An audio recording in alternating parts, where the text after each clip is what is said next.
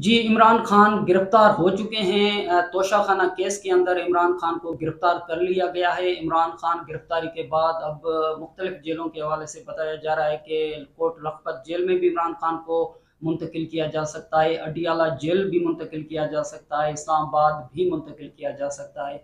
इस वक्त सरफराज राजा senior journalist हैं, हम उनसे बात करेंगे। राजा साहब, क्या एक्सपेक्टेशन थी कि इमरान खान गिरफ्तार हो जाएंगे? देखें, ये तो होना था। तुषार खाना जो केस है बहुत सिंपल है। इसको कॉम्प्लिकेट किया गया सियासी केस होने की वजह से, और अपने आप को इससे अलग करने के लिए मुख्तलिफ चीज़ें सामने लाई गई हैं। केस क्या है बेसिकली? इलेक्शन कमीशन में एक दरखास्त गई, मिस डिक्लेरेशन ऑफ एसेट। आपको मालूम है कि इलेक्शन कमीशन में हर साल जमा कराने पड़ते हैं मशवरे। तमाम जो पार्लियामेंटेरियंस हैं, M N S, M P S, senators, उनके लिए जरूरी है कि हर साल वो अपने एसेट्स जमा कराएं। अब उन एसेट्स की बेस पे कोई भी शहरी जा सकता है इलेक्शन कमीशन के पास या अदालत में कि इसने अपने एसेट्स गलत डिक्लेयर किए हैं, इसके एसेट्स ये हैं, इसे शामिल नहीं किए हुए, या इसने कोई एक्स्ट्रा चीज़ दिखाई है या कम पैसे दिखाए हैं। अब ये केस इलेक्शन कमीशन के पास गया, वहां साबित हो गया। इलेक्शन कमीशन क्या करता है, वो जब ये साबित होता है तो उस मेंबर को नाहल करार दे देता है और केस मजीद कार्रवाई करेगी, यानी कि उसके बाद उसकी सजा के तयन के लिए ट्रायल कोर्ट को भेजता है। और उसमें सजा क्या है? सजा उसमें 3 साल कैद है। ये उसमें लिखा हुआ करप्ट प्रैक्टिस में आ जाता है वो, अगर आपने डिक्लेरेशन को अपने गलत तरीके से वहां पे पेश किया हुआ है। अब ये केस साबित हो गया था इलेक्शन कमीशन में कि मिस डिक्लेरेशन ऑफ एसेट है। इलेक्शन कमीशन ने माना, इलेक्शन कमीशन उसके बाद उनको नाहल करार दे दिया। इलेक्शन कमीशन ने भेजा ट्रायल कोर्ट के पास, किस लिए? कि अब इनकी सजा का तयन किया जाए। ये हम समझ ले रहे कि सजा के तयन के लिए इलेक्शन कमीशन ने यहाँ भेजा था। इलेक्शन कमीशन ने मिस डिक्लेरेशन उसको एक्सेप्ट कर लिया था, उसको उन्होंने नाहल करार दे दिया था, उसके बाद सजा के तयन के लिए भेजा। अब ट्रायल कोर्ट ने सुना केस, उस पे जो कर सकते थे तहरीक इंसाफ के वकील, उन्होंने किया। डिले कर सकते थे क्योंकि केसट जो एक केस था वो तो क्लियर था, उससे पहले साबित हो चुका था। तो उन्होंने इसको लटकाया जितना लटका सकते थे। मेरे ख्याल में 11 महीने शायद लटका ये केस, 11 महीने तक चलता रहा।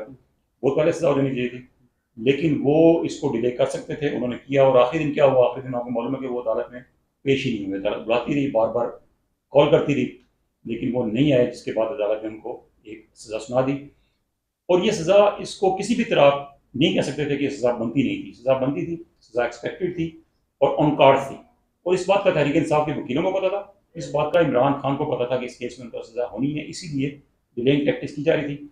और उसके लिए उन्होंने जितना टाइम खींच सकते थे खींचा, लेकिन फिर आखिर तो जो होना था वो हुआ। ये जो दलील दे रहे हैं, क्योंकि आपने इलेक्शन कमीशन बड़ा कवर किया हुआ है, ये दलील दे रहे थे कि जी ये तो इलेक्शन कमीशन का दायरा अख्तियार ही नहीं है, नंबर वन। दूसरा ये कि इलेक्शन कमीशन के चीफ इलेक्शन कमिश्नर और मेंबरान अगर दरख्वास्त देते तो वो इलेक्शन कमीशन की दरख्वास्त बनती थी, ये सेक्रेटरी की तो नहीं बनती थी। ये तो सारे केस को इलेक्शन कमीशन का केस ही तस्लीम नहीं कर रहे थे। तो ये इस तरह होता है कि अगर असासों के अंदर इस तरह का मामला आए तो वो इस तरह दलाइल जो हैं वो टेकअप किए जाए। देखिए, वकील सबसे पहला काम क्या करता है? सबसे पहला काम ये करता है जुरिस्डिक्शन को चैलेंज करता है कि आप दायरा अख्तियार ही नहीं थी, आप तो सुन ही नहीं सकते केस। उसमें कुछ टाइम लग जाता है। जब उसका तयन होता है तो फिर उसकी मेंटेनेबिलिटी वगैरह होती है, डिस्कस के वाकई ये मेंटेनेबल है कि नहीं है। तो वकील तो शुरू यहीं से करते हैं ना, जितना पीछे से शुरू करेंगे उतना टाइम ज़्यादा खींचेंगे। तो अब इलेक्शन कमीशन के जो कवानीन हैं, रूल्स हैं, वो तो क्लियर है, आपने पढ़े हैं कि जो एसेट्स डिक्लेयर किए जाते हैं, अब एसेट्स की जो कॉपीज होती हैं वो इलेक्शन कमीशन के पास मौजूद होती हैं। अगर आपको पता है यार कि फलां मैंने है, उसने अपने एसेट्स गलत डिक्लेयर किए हैं या उनकी कीमत ठीक नहीं लगाई, उसके पास एक गाड़ी 10 लाख की है, उसने उसकी कीमत 2 लाख रुपए लगाई है, होता है अक्सर ऐसे है। हम चैलेंज नहीं करते उन चीज़ों को। तो कोई भी शहरी वो लेकर आए, वो इसीलिए होता है कि पब्लिक ये चाहते हैं कि आप उसको देखें, आप पढ़ें, उसके बाद अगर समझ नहीं है तो आप चैलेंज करें। तो वो तो केस क्लियर है, उसमें कोई ऐसा इशू नहीं है कि वो इलेक्शन कमीशन को बताएं यार इसने तो ये गलत किया हुआ काम जो आपने इसको छापा है। छापने का मकसद ये होता है कि आम लोग देखें, आम लोग देख के उसको निशानदेही करेंगे गलत है, उसके बाद फिर आगे केस होता है। तो वकीलों का तो तरीकाकार ही होता है कि वो बड़ा पीछे से उसको शुरू करते हैं, जी इसकी तो जुरिस्डिक्शन नहीं है, आप सुन नहीं सकते केस को, फिर उस पर कुछ दिन लग जाएंगे, कुछ हफ्ते महीने खींच देंगे उसको, उसके बाद फिर आगे चलेगा। लेकिन ये साथ में ये भी कर रहे हैं कि अगर हमें चीज़ छुपानी होती तो हम एफबीआर के पास भी जाके छुपा सकते थे, हमने वहाँ पे तो डिस्कस किया है मामला, ये हमारी बदनीयती नहीं है। साथ में केस, क्योंकि मैं तो मियाँ वाली का एमएनए हूँ, तो ये मियाँ वाली के मजिस्ट्रेट की अदालत से ये केस शुरू होना चाहिए था, ये इलेक्शन कमीशन में तो नहीं होना चाहिए था। तो इस तरह के दलील भी इमरान खान के वकला ने दिए थे। नहीं, देखें, वो तो मैंने को बताया ना कि वकील तो देते इसीलिए हैं ताकि केस को लंबा खींच सकें। अब उन्होंने जो एफबीआर में डिक्लेयर किया, 2-3 चीज़ें हैं उसमें। एक तो ये है कि उन्होंने उस साल नहीं किया जब उन्होंने अपने जो ये तोहफे थे ये दिए थे, उन्होंने 1-2 साल बाद में उसको एफबीआर में डिक्लेयर किया। और वो भी एलिगेशन ये है कि जब उनको फील हुआ कि चीज़ पब्लिक हो रही है तो उन्होंने वहाँ पर उसको डिक्लेयर कर दिया। दूसरी बात यह है कि इलेक्शन कमीशन के एसेट्स में डिक्लेरेशन होनी चाहिए। एफबीआर में तो एफबीआर के पास है ना, वो तो आपने उसमें कराया हुआ है। फिर अभी आप देखें इमरान खान के एसेट्स देखें तो इमरान खान के एसेट्स में बकरियां तक बताई गई कि बकरियां भी इनके पास हैं, उनके अकाउंट में बकरी मैंने देखा था उनके जो चार बकरियां। हाँ बकरियां भी हैं उनके। जब से मैंने उनके आखिरी 3-4 सालों के एसेट्स देखे हैं उनके मेरे ख्याल में कोई 2.5 लाख 3 लाख डॉलर्स पड़े हुए हैं उनके अकाउंट में, जो फॉरेन करेंसी अकाउंट है, तीनों के फॉरेन करेंसी अकाउंट हैं। अब अगर देखें वैसे उनके डॉलर अकाउंट के में पड़े पड़े वो 2.5-3 लाख उस वक्त मेरे ख्याल में 100 का डॉलर था जब उनके पहली बार उन्होंने एसेट्स डिक्लेयर किया था अपने इस अरसे में। अब तो वो डॉलर भी तीन वो कैसे बैठे उनके बढ़ गए। वैसे कहने का मतलब ये है कि जो चीजें होती हैं वो बड़ी माइन्यूटली डिक्लेयर की जाती हैं। मालूम है ना वहाँ के लोगों ने बकरियां मुर्गियां पता नहीं क्या क्या डिक्लेयर किया होता है, हर चीज डिक्लेयर की होती है जो कि शायद आप एफबीआर में डिक्लेयर नहीं करते।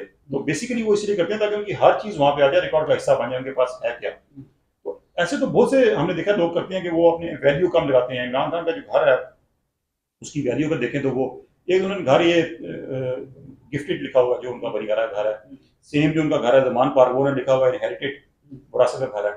तो ये चीजें जो है ना ये सारी उसमें मेंशन होती हैं, करनी पड़ती हैं और उसको जस्टिफाई करना पड़ता है। शुरू में तो लोग इसको बड़ा लाइट लेते थे ना कि बस ठीक है कर दिया, फॉर्मेलिटी है पूरी कर दी, आपकी रुकनीत बहाल हो जाएगी। लेकिन जब नवाज शरीफ का केस आया था जिसमें उनका अकामा का शुबा था उसके बाद काफी लोग मुहतात हो गए थे और होना भी चाहिए था कि अगर एक चीज में इतना, क्योंकि पहले तो कोई इस जद में आया ही नहीं था ना, नवाज शरीफ शायद पहले थे जो जद में आया और उसके बाद फिर जब उनका एक अकामा निकल आया जो कि मेंशन वो भी डिबेटेबल चीज थी कि वो क्या होना चाहिए नहीं होना चाहिए, क्योंकि एसेट्स की डेफिनेशन हमारे यहाँ होती है कि आपके पास कोई चीज मौजूद है आप उसको अपने एसेट्स में डिक्लेयर करेंगे। लेकिन आपको मुझसे कोई चीज मिलनी है तो आप नहीं लिखेंगे मुझे फलां चीज मिलनी है तो मैं शामिल कर दूँ, मिलेगा तो आप लिखेंगे। ये तो हमारे यहाँ एक नेचुरल अगर हम देखें तो वो है।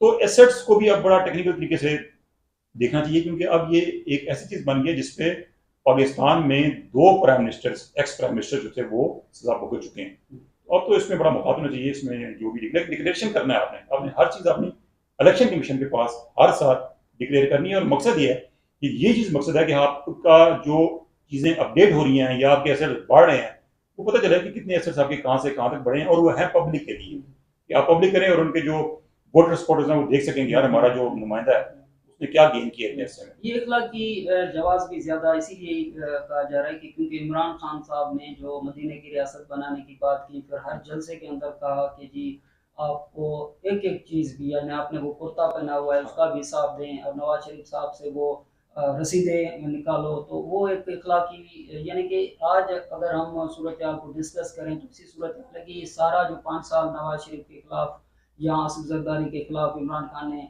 जो जलसे किए थे, आज लग रहा है कि असल में अपने खिलाफ उन जलसे किए थे। तो एक बात तो ये, लेकिन साथ में रात भी आपने इमरान खान को सुना तो कह रहे थे कि जी मैंने तो ये भी कहा था कि मेरे तोशाखाना में या असासों का आप सब कुछ जो देख रहे हैं तो दूसरों का भी देखें। वो तो गाड़ियों का जिक्र कर रहे थे तो वो इनका दलील कहीं पर जस्टिफाई करता था कि जी मेरे खिलाफ, क्योंकि इन्होंने हर जगह पे अकाउंट्स का भी कहा था कि जी मेरे पार्टी के अकाउंट्स ममनुआ फंडिंग में भी वही था कि मेरे केस आप सुने लेकिन बाकियों के भी तो अकाउंट्स देखें ना। तो इमरान खान ये दलील पुराना बहुत मरतबा आजमाया हुआ है। ये देखें ये दलील उनकी है, ये पहले भी उनकी फॉरेन फंडिंग में रही है और ठीक भी है अगर आप बाकियों के देखें। लेकिन उसका इशू है ना कि आप उनके खिलाफ कोई चीज लेके तो आए। आप कहेंगे इसने ये इमरान खान का तो केस बड़ा क्लियर है कि उन्होंने एक चीज ली उन्होंने बेची, चले बेचना भी एक इखलाकी हो सकता है, कानूनी तौर पर आप उसको बुरा नहीं कह सकते। आप उससे कह सकते हैं कि खान काबा के डैड की खरीदी उन्होंने क्यों बेची वो 10 चीज थी, लेकिन ऐसा ये मॉरल ग्राउंड्स पे तो हो सकता है लेकिन लीगल ग्राउंड्स पे तो चीज नहीं बनती। आपने बेच दी, आपकी चीज है, आपने उसकी असेसमेंट गलत की, कीमत गलत लगवाई, बेची महंगी, आपने बेची और बेचने के बाद पैसे जमा कराए, आपने जिस जरिए से बेची वो आपका वे लीगल नहीं था। आपने किसको बेची आपने बताया कुछ और है कि मैंने यहाँ पे दुकान वाले की बेची, दुकान वाला कहता है मैंने ली नहीं है, फिर निकलती किसी और बंदे के पास है। तो उनकी इस स्टोरी में बहुत से झोल थे, बहुत से ऐसे पॉइंट थे जो कि मॉरली तो है ही है लेकिन लीगल पॉइंट ऑफ व्यू में फंसे थे। फिर डिक्लेरेशन आ गया, उन्होंने डिक्लेयर नहीं किया, अगर उन्होंने कहा कि मैंने कहा ये लिए थे तो कहाँ लिए थे। अब देखिए ना बात भी कर रहे हैं कि चीजें रिकॉर्ड पे मौजूद है। इलेक्शन कमीशन के पास 2002 के बाद से हर साल के एसेट्स मौजूद हैं, कोई भी शायद जाके वहां पर उनकी फीस लेके वो ले सकता है। 2002 में शुरू हुआ था मुशर्रफ के दौर में और मुझे जो 20 साल गुजरे हैं 20 सालों में जितने भी MP MNA सेनेटर्स आए हैं उनके वहाँ एसेट्स मौजूद है। आप किसी साल का उठा लें, उठा के उसके बाद उसको देखें, अगर आप समझते हैं कि उसमें गलत नहीं की है तो आप चैलेंज करें उसको। ये तो उन पे ना लोगों पे जो उनको एसेस कर सकते हैं, जिनको पता है कि यार गलत है वो कर सकते हैं। तो इसमें आखिरी ये चीज़ भी डिस्कस करते चले हैं राजा साहब के जो बुनियादी तौर पे इमरान खान, चले इमरान खान का ये केस तो अब आ गया, लेकिन नवाज शरीफ साहब जैसे ही नायल हुए थे तो हमें सूरत हाल इलेक्शन कमीशन के अंदर मुख्तलिफ नजर आई, यानी जो सेनेटर सिलेक्शन लड़ रहे थे वो आज़ाद हैसियत में, यानी कि फिर नवाज शरीफ साहब की टिकट जो है वो उनके लिए भी मसला बन सकती थी, बल्कि वो कानूनी तौर पे जायज़ भी नहीं हो रही थी। तो अभी तो इमरान खान नायल हो गए, तो इसका मकसद है कि जो इनके अरकान हैं वो अब भले के निशान पर इलेक्शन लड़ सकेंगे, यानी ये भी अब मशकूक चीज़ हो गई। इमरान खान टिकट दे नहीं सकते अपने इनको, इमरान खान इलेक्शन कैंपेन कर सकते हैं या नहीं, ये भी सवाल हो गया। तो ये बहुत सारे सवाल हैं ना, जो अब इलेक्शन कमीशन तो जो इलेक्शन की तैयारी की हुई थी वो एक अलहदा तरीके से वो शुरू करेंगे, ये सूरत हाल तो हो गई। बिल्कुल आपने ठीक बात की, जैसे आपने पहले कहा था ना कि जैसे जो कर रहे थे नवाज शरीफ के खिलाफ, वो बेसिकली इनके अपने खिलाफ ही आ रहे हैं साबित, मकाफात अमल में से कहते हैं ना, आपको मालूम है अब चीज़ें खुल के सामने आ रही हैं, हिस्ट्री आप कहते हैं ना, हिस्ट्री चीज़ों को सामने लेके आती है, लेकिन इस बार हिस्ट्री को जल्दी चीज़ों को लेके आ रही है। जो 2017 में 18 में हुआ था वो 5-6 साल के बाद ओपन हो रहा है कि क्या होगा, वही कहते हैं उसके ना, ऊपर what goes around comes around वाले। हाँ बिल्कुल, कर्मा जिसे कहते हैं। तो वो ये चीज़ है ना कि आप देखें उस वक्त जो हुआ था, आपने नवाज शरीफ को ज़ेर एताब लाए, आपने उनके खिलाफ पनामा केस को लेकर केस किया, उसमें से सबको पता है कि पनामा में से कुछ निकल रहा था, फिर आपने एक कामा लाए और कामा में उनको निकाल दिया। उसके बाद आपने उनको सियासत से आउट किया, ताहयात आउट किया, जहाँ पे कानून खामोश था कानून की आपने अब निकाला कि पाकिस्तान में कोई भी जुर्म करता है सजा होती है, उसके बाद उसकी सजा 5 साल वो नाअहली होती है। लेकिन आपने कहा कि आर्टिकल 62-63 की सजा मेंशन नहीं है, इसलिए इसका मतलब है कि ताहयात, आपने हर चीज़ को मैक्सिमम जगह पर जाके दिया। एसेट्स की आपने डेफिनेशन एक डिक्शनरी से निकाल के लेके आया कि वहाँ पे उस डिक्शनरी की तारीख के मुताबिक जो पेबल्स होते हैं आपको वो आपके एसेट्स बनते हैं। एक डिक्शनरी की आपने तारीख में उनको ताहयात नाल कर दिया, फिर उसके बाद आपने कहा जी उनके सेनेटर्स हैं उनके सिग्नेचर से उनको टिकट जारी हुए हैं, तो वो सारे कैंसिल करके आपने उनके सारे सेनेटर्स को आज़ाद कर दिए। तो ये चीज़ें अभी है सब, अभी जो आपने नवाज शरीफ के साथ की है, अब वो प्रेसिडेंट सेट होगी ना, गलत प्रेसिडेंट थी लेकिन सेट होगी, अब लोग उसी का हवाला देंगे जैसे आप दे रहे रेफरेंस देंगे। तो अब इखलाकी जवाब भी नहीं इनके पास पड़ता कि ये चीज़ जो गलत नहीं आ रही गलत हो गया, क्योंकि पहले आपने एक पीएम के साथ ये बात कर चुकी है और करा चुके हैं। तो राजा साहब बुनियादी तौर पे ये चीज़ डिस्कस करेंगे, क्योंकि अभी तो इमरान खान गिरफ्तार हुए हैं। अब सवाल ये भी है कि इमरान खान अभी अडियाला जेल मुंतकिल होंगे या फिर कोट लखपत या फिर जमान पार्क से लाहौर में। लेकिन बुनियादी तौर पे प्रोग्राम को ख़त्म करते हुए कि ये जो है ना मकाफाती अमल, तो जब यूसुफ रज़ा गिलानी साहब को सज़ा हुई थी तो यूसुफ रज़ा गिलानी साहब को सज़ा होते ही नवाज शरीफ साहब आए थे कि उतरो उतरो, पहले उतर जाओ, और फिर मुझे याद है कि कौमी असम्बली में आने की कोशिश की तो उनको आने भी नहीं दिया जा रहा था।